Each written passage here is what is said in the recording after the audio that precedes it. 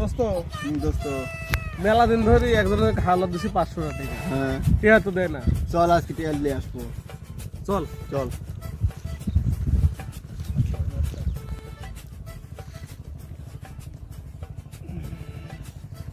Phone ছিলাম। এই এই দোস্ত তুই দোস্ত হ্যাঁ দোস্ত 500 টাকা কবে হাওলাত দিছি? মনে নাই ইন্না 4 মাস হয়েছে। তাতার আজকে 500 টাকা ফালা। দোস্ত টিয়া মে তো নাই। কি বলু? টিয়া নাই